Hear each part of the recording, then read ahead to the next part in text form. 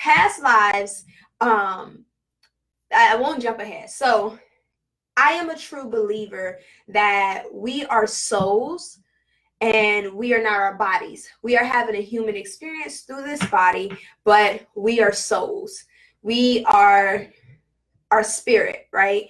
And to do a quick exercise to kind of prove that is, without speaking, say to yourself, I love me. Without speaking, I love me. You heard a voice inside your head, right? You heard that. I believe that that is a part of our soul, our consciousness, our subconscious, right? All of that, right, is a part of our soul. That voice that you just heard, that was not your physical voice, that's kind of a small bit of my proof that we are more than just this body.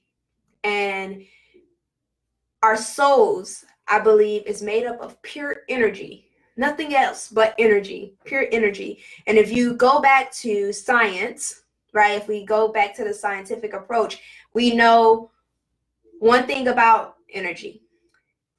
Energy cannot be created, nor can it be destroyed. So if it cannot be created and it cannot be destroyed, that means our soul never dies. Our bodies may die, our bodies may decompose, our bodies may give out on us, but our soul transitions from one place to another. If you go to science, you know that energy can be transferred. It cannot be created nor destroyed, meaning if you try to destroy something that is made up of energy, you cannot destroy it. Now, if you take that energy out of, say, subject A, you could transfer it into subject B, but it does not mean that you destroyed the energy of subject A. That just means that you transferred the energy from A to B. So energy can be transferred. Energy cannot be destroyed. Energy cannot be created. And I want you to remember that throughout this talk, because our soul, again, these are my beliefs. Our soul is energy. Our soul is made up of energy. So a reminder, our soul cannot be created. Our soul always existed. Always. It may have existed in a different form, in a different place, in a different time, but it always existed. And it cannot be destroyed. So when this human experience is over, when we have completed our mission here on this earthly plane, through this human body, we will not be destroyed. Our soul will not be destroyed. Our soul will only be transferred, as I like to say, transition. Our soul transitions to another plane, maybe to another experience, maybe to even another human experience, but it's not destroyed. It is not destroyed. If you hear a little noise in my background, don't worry. I apologize. It's just TJ is like packing orders, so you may hear her digging through crystals and things like that. But I'll be sure to try to talk loud enough so you don't hear it. However, that's the first part of it. Second part is, being that our souls always exist and our souls are never destroyed, that means what I truly believe is that we had a place. Our soul had a place and had a host, right? Our body is the host, had a host before this current time. And we're going to have another host after this current time. And I have so many things and resources and proofs as to why I truly believe this. But there has been so many studies that show that people have certain experiences here that does not make any logical sense, that they do not have any connections to, no recollections, no memories to. But when they have past life regressions or they tap back into their past lives, they all of a sudden complete a cycle. It makes sense to them. Let's say that. For example, I remember when I was much younger, I read an article about a young boy who he lived up north, I think Chicago, if I'm not mistaken. And I'm trying to remember the story, but he will always tell his mom that fire. He used to always like warn her about fire, and hey, he didn't say it like this because he was a young boy. He used to be scared of fire. He would tell her not to leave like candles on, just anything about fire. And they did not understand why this young boy, 4 or 5 years old, knew so much about fire and feared fire so much when he never had an experience here with fire. When they took him to, I don't remember who it was. I can't think of his name, but they took him to this guy, and the guy did a past life regression on a kid, and come to find out that kid before his soul, when his soul was in another body, right, in another body before this current time, he had died in a fire at a house, right? And that's just one example. There are so many. You can look it up. I'm not here to try to convince you because this is my beliefs and I'm okay with it. I'm not here to convince you, but there were so many studies. People made connections through their past lives. And past lives is just this. It is our lives. It is lives that we lived before this current time. Our soul existed before now. Our soul existed before this current age, before this current host, before this current experience, before this current earthly experience, right? Our soul existed. It just took form. It took form in a different way. It was transferred into this body in this current time. But before, our soul goes back so far. Our soul. You ever met someone and you say, dang, they have an old soul? I know I have TJ has a niece, and I always say this. You know how people say, oh, this little girl been here before. Or this young fella been here before. That's past lives. She's very young and she says things and knows things that people do not understand why. She's an old soul. She's like 6. You think you're talking to somebody grandma.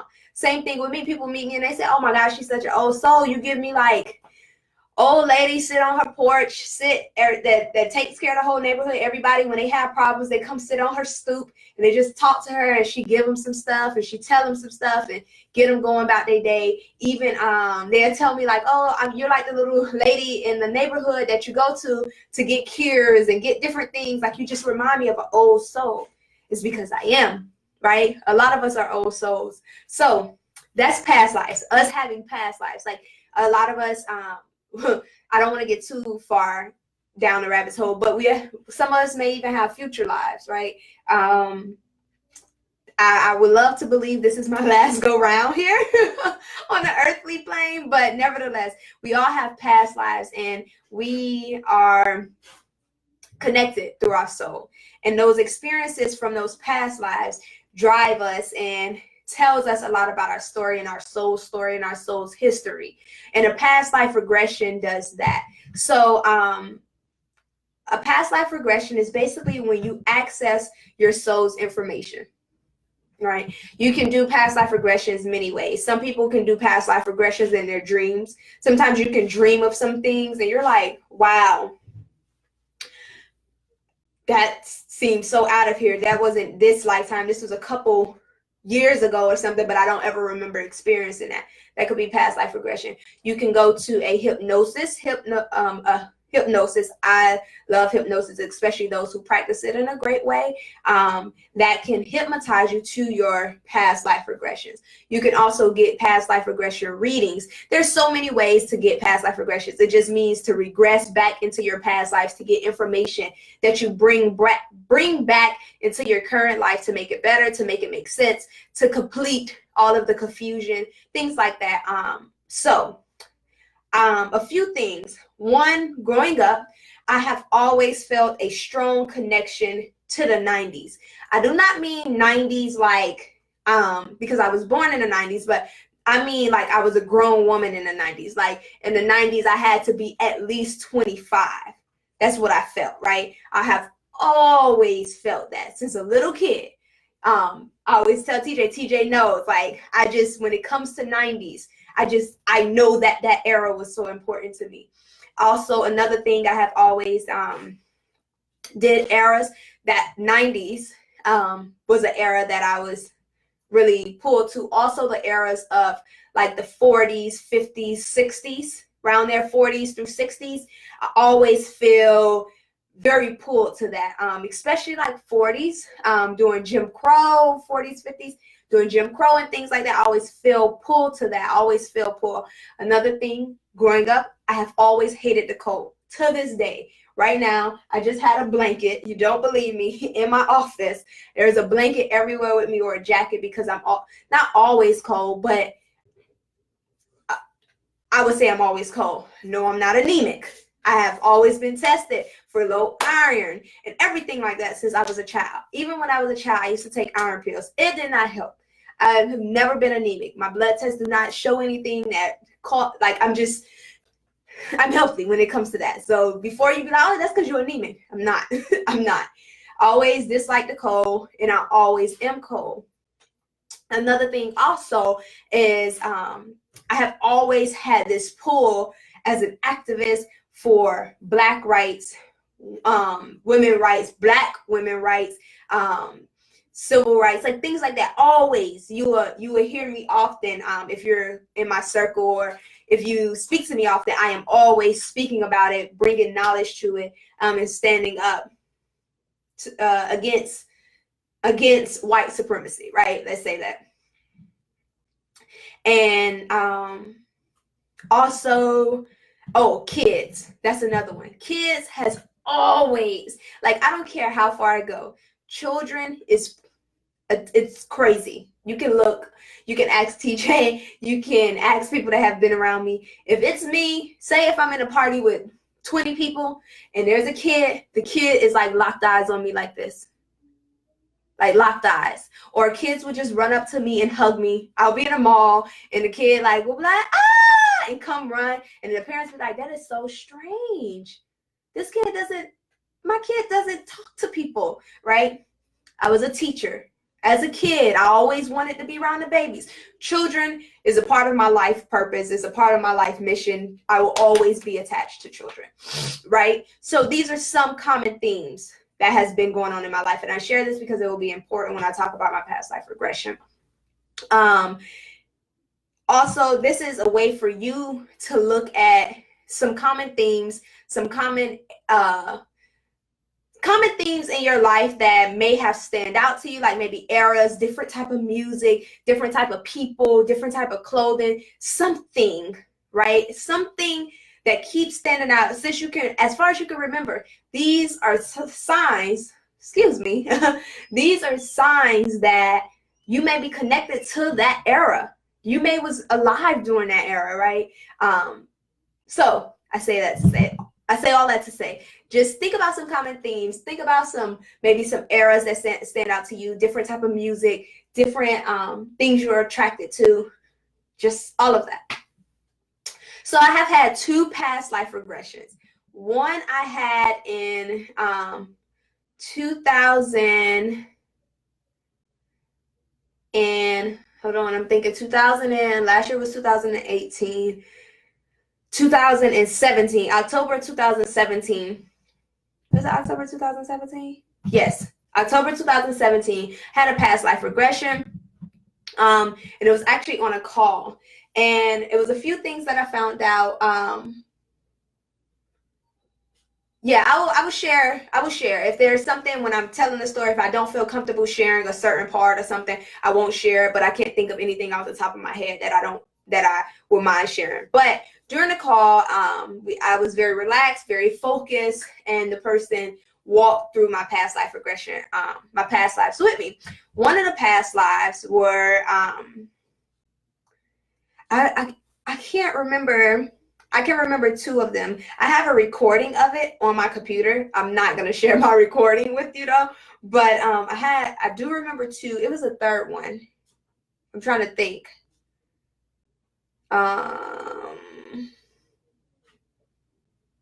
I can't remember right now, but one of the ones that I do remember is I was not a young lady or older girl. I lived up north in a state that literally, a city that gets snowed in, and it was like extremely cold. I got really cold, and it was extremely cold because I was walking in the snow with like maybe 5 kids, And I was like, come here, stop running, come here, come here, come here. And I kept trying to calm the kids down, got them at home.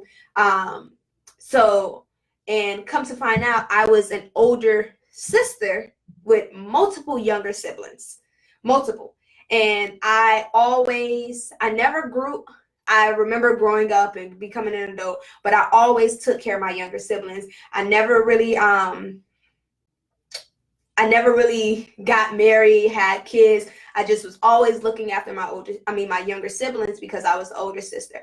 My parents weren't really taking care of us. I had to be the caregiver for the kids. And when my parents, I guess when I got older of age, all of the kids lived with me. And then like even when they got old enough to be on their own, they were still living with me, or I was still taking care of them. I was still looking after them. I was always looking out for these kids. That was one. Two, the second past life regression I do remember was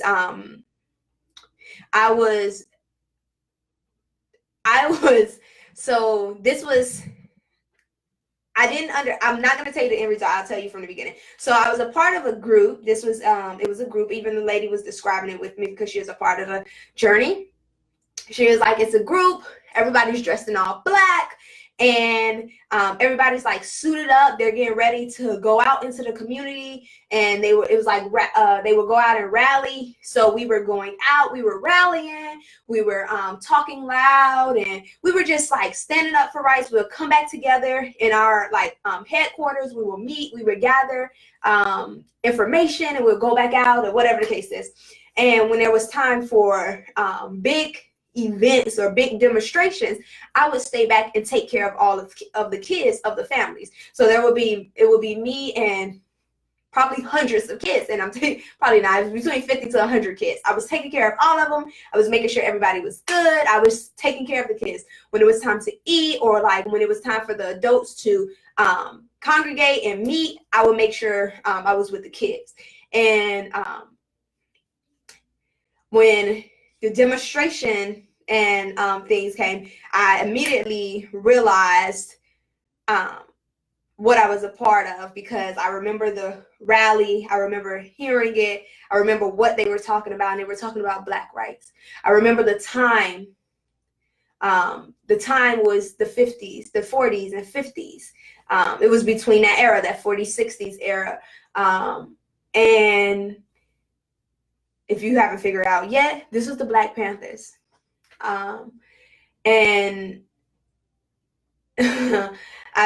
I'm getting kind of choked up and kind of, because I'm remembering it now. I remember it all the time, but I'm actually pulling it forth now. But I was taking care of the kids as their families and their parents were going out fighting for the rights, fighting for our rights. But I was also a part of something that was so much bigger than me, and so much bigger than just me. And at that very moment, it was bigger than that. And I realized that was a few things from that past life regression session, but it made so much sense. And again, this was up north, because there was a lot of times it was snowing and stuff. So immediately it made sense to why I'm always cold. Always cold. It made sense of why. I tell TJ, you can ask TJ when we first got married, I say, babe, we can move anywhere. If it snows, I'm not going there. I do not like the snow. I do not like to be cold. Like, I just don't. It made sense. And then at this point in time in my life, I was trying to run away from kids, because this is like when I had first quit my teaching job. And I was like, quit my first teaching job. I was like, I can't. I was kind of trying to run away from kids, or really understand, like, is this meant to be with these kids? Like, I don't know. And it confirmed, like, even the other past lives, I can't remember what they were, the past lives during the regression, but they all had kids. One of the common themes was kids. And I was just like, I couldn't believe it. It's always been there. The Black Panther thing literally brought me into tears, because it was, I always tell people, my mission, my purpose here now is much bigger than me. It's much bigger than my problems. It's much bigger than my pains. It's for a greater good. It's for a greater cause. And if you know any of my backstory from as a child, soon as I came into this world, pain was at my front door. Heartbreak, disappointment was at my front door. As a teenager, as a young adult, it was always there. And it wasn't until I started learning the lessons and accepting it and understanding that it wasn't in vain, and that it was bigger than me, and that I was going to use my story, right, and set generations free, break generational curses, break generational traditions, right? It's through these things that I will level up the consciousness, right? So it's bigger than me. And I always say this every time I go through my shutdowns. It's like, oh my gosh, I don't want to do this no more. This is a lie. I always remind myself it's bigger than me. Through that past life regression, it reminded me that this is why your soul's mission has always been bigger than you in your earthly plane.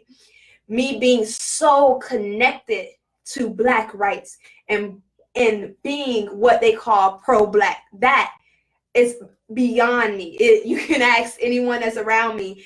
I don't know. Of course, my daddy grew up during that time. My dad was a part of segregation. My dad was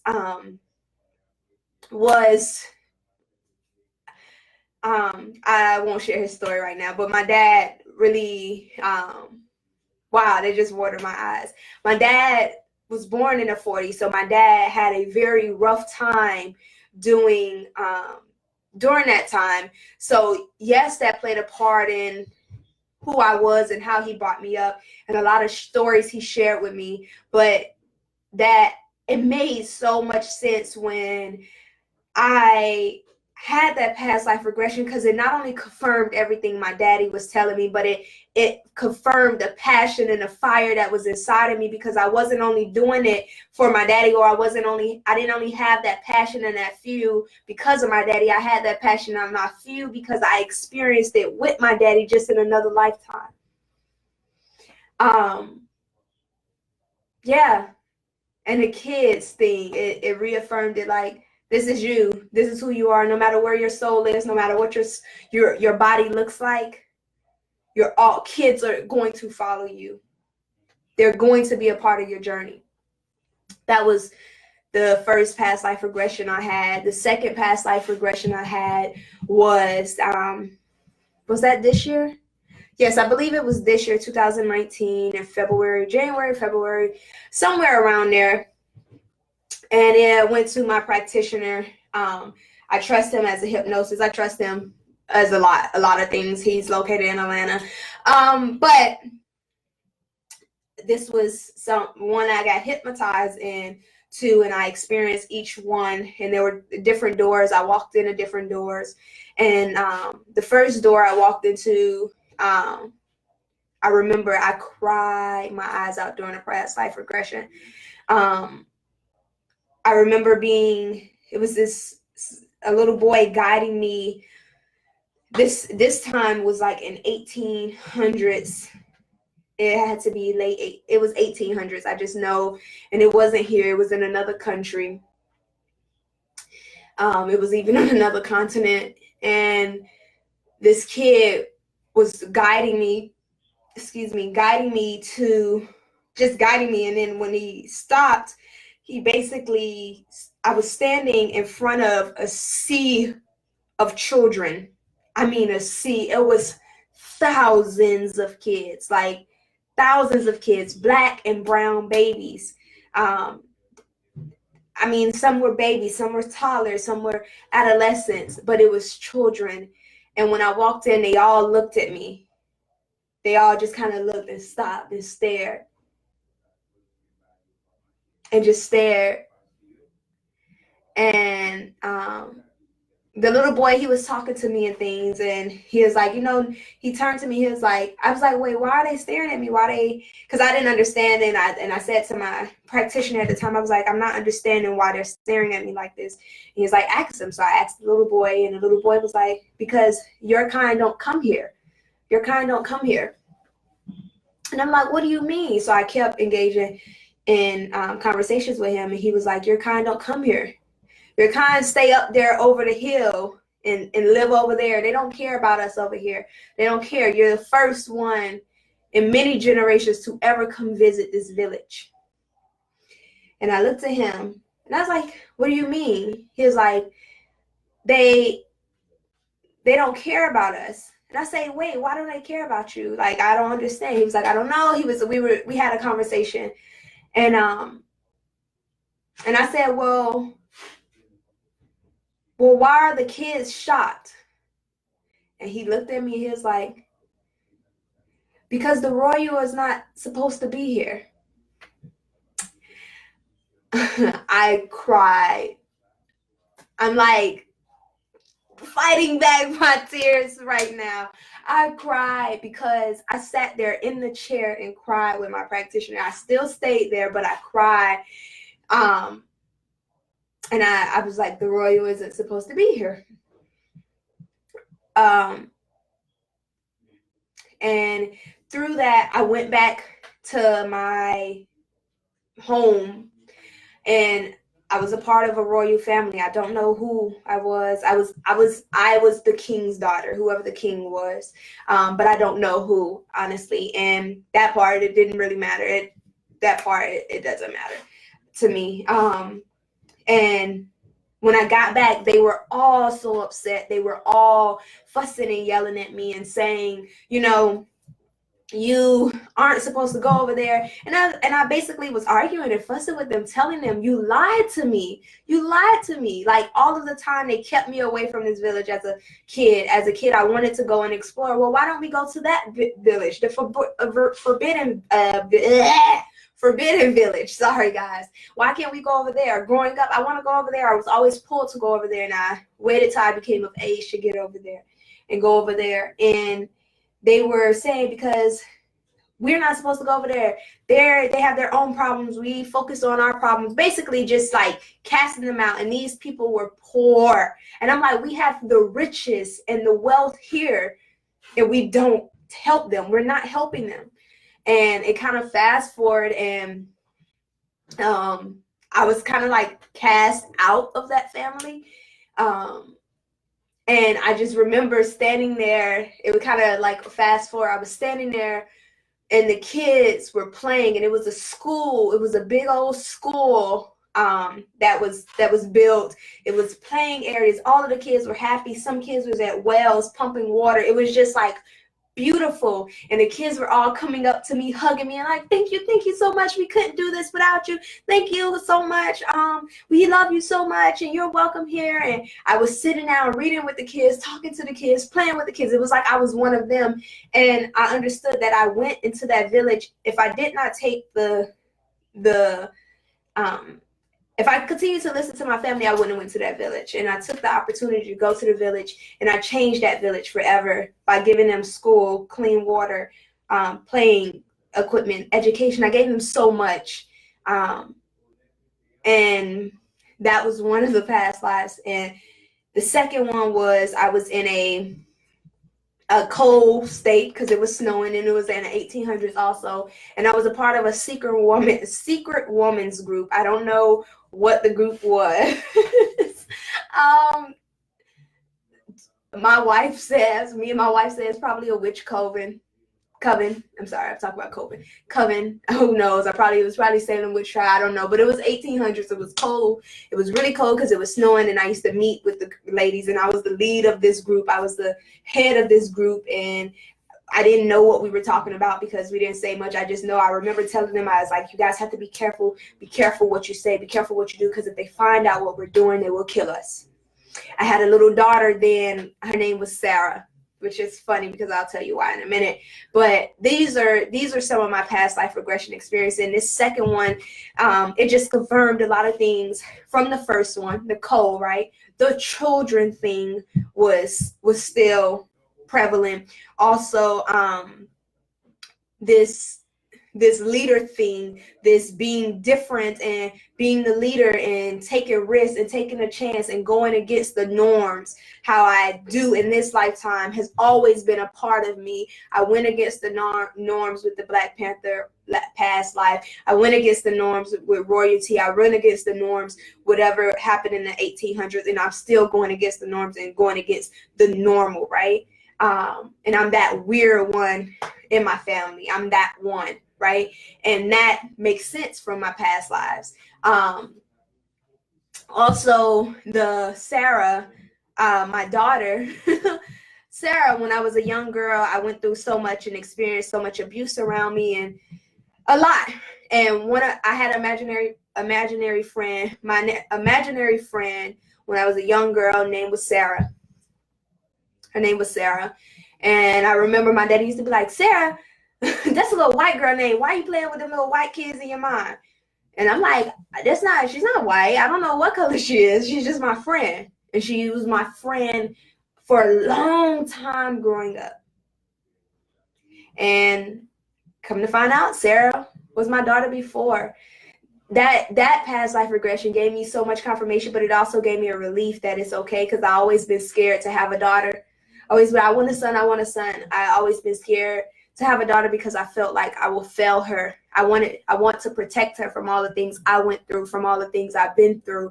I want to shield her. I don't think that I'll be a great mother to a daughter. These were so many thoughts I was having, and that was something that confirmed that. I gave you the short scenario. So it was a lot of other things that confirmed that. But these are my past life regression stories. And I hope you enjoyed them.